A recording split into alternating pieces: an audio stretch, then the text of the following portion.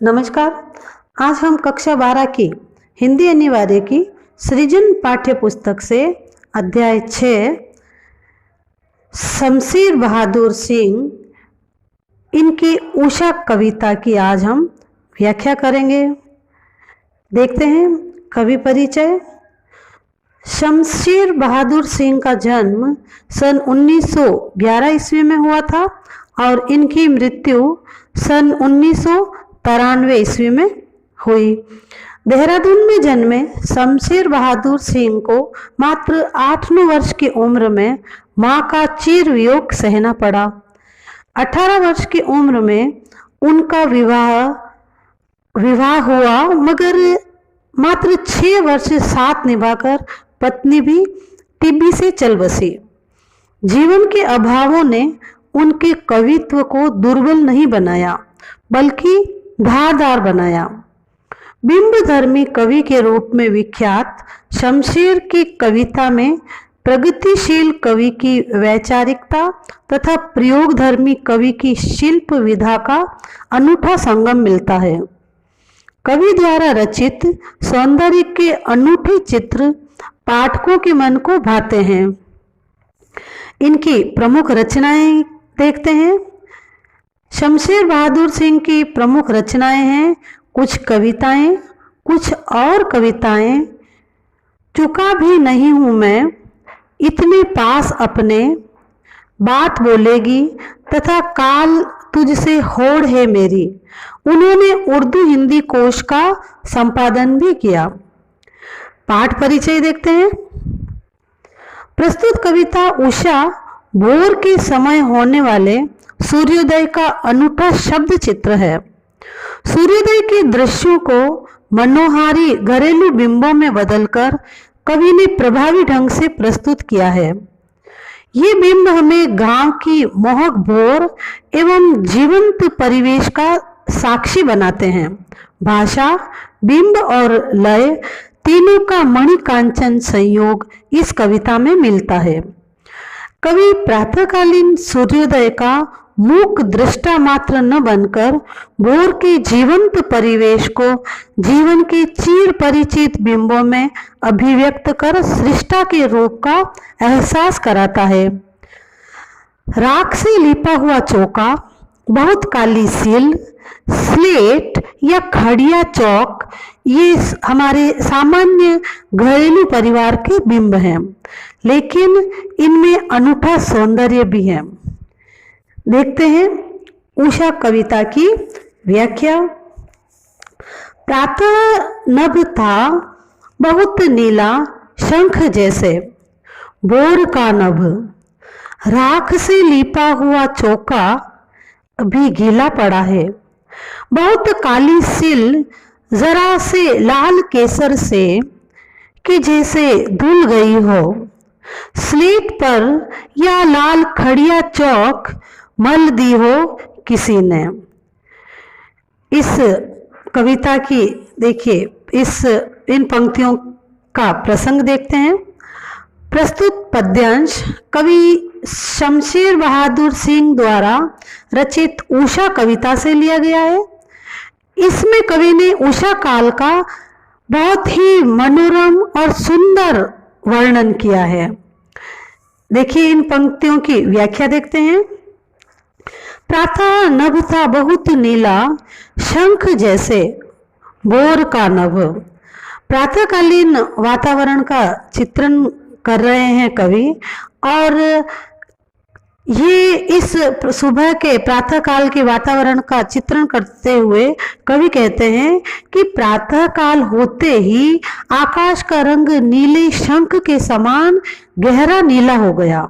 प्रातः नभ था बहुत नीला शंख जैसे, नीले शंख जैसे। आसमान, आकाश का रंग कैसा हो गया कि जैसे कोई नीला शंख हो। नीले शंख से के समान आकाश का रंग गहरा नीला हो गया, यानी शंख की तरह नीला, निर्मल और मनोरम बन गया। भोर का नभ, फिर भोर हुई तो जैसे आकाश में लाली सी बिखर गई और आसमान के वातावरण में कुछ नमी भी दिखाई देने लगी।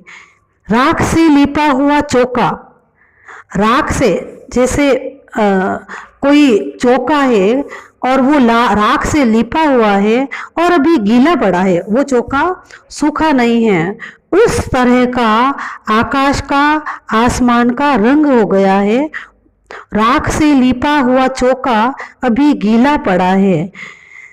जैसे भोर हुई, प्रातः काल होता है तो आकाश में हल्की सी लाली बिखर जाती है और आसमान में कुछ, वातावरण में कुछ नमी भी दिखाई देने लगती है। कवि कहता है कि उस समय आसमान ऐसा लग रहा है कि मानो राख से लिपा हुआ चौका हो। चौके को राख से लिपा गया है, जो अभी अभी लिपा गया है और अभी अभी लिपने के कारण कुछ गीला सा है। वो चौका अभी पूरी तरह से सूखा नहीं है, गीला है और उसका जैसा रंग होता है, अभी भोर के आकाश का, वातावरण का रंग भी अभी वैसा ही लग रहा है। बहुत काली सिल जरा से लाल केसर से कि जैसे धुल गई हो, स्लेट पर या लाल खड़िया चौक मल दी हो किसी ने। और उसके बाद में जैसे राख से लिपा हुआ चौका दिख रहा है, ऐसा उसके कुछ क्षणों बाद ही ऐसे लगने लगता है, उसके कुछ पल बाद, कुछ समय बाद ऐसा लगता है कि आकाश बहुत काली सिल हो। सिल जिसके ऊपर कुछ मसाला पीसने का पत्थर होता है, वो सिल कहलाता है, जिसके ऊपर मसाला पीसा जाता हो। तो आकाश कैसा लग रहा है कि बहुत ही काली सिल हो और उस काली सिल को अभी अभी जैसे केसर से किसी ने धो दिया हो। आकाश कैसा लग रहा है? आकाश बहुत काली सिल जैसा आकाश लग रहा है और उस काली सिल को अभी अभी जैसे किसी ने केसर से धो दिया हो वैसा आकाश दिख रहा है। यानी किसी ने काली नीली स्लेट पर लाल रंग की खड़िया चौक मल दी हो। काली सिल है उसकी या काली स्लेट है, काली स्लेट के ऊपर किसी ने लाल रंग की खड़िया चौक मल दी हो, ऐसा आसमान नजर आ रहा है। यानी भोर होने पर अंधेरे से आवृत आकाश काली सिल पर स्लेट के समान लगने लगा और उस पर सूर्य की लालिमा लाल केसर और लाल खड़िया चौक के समान प्रतीत होने लगी। प्रयोगवादी कवियों की तरह नए उपमानों का प्रयोग हुआ है। नीला शंख और लिपा हुआ चौका नए उपमान है। इन पंक्तियों में प्रातःकालीन परिवेश का सुंदर चित्रण किया गया है। आइए देखते हैं अगली कुछ पंक्तियां।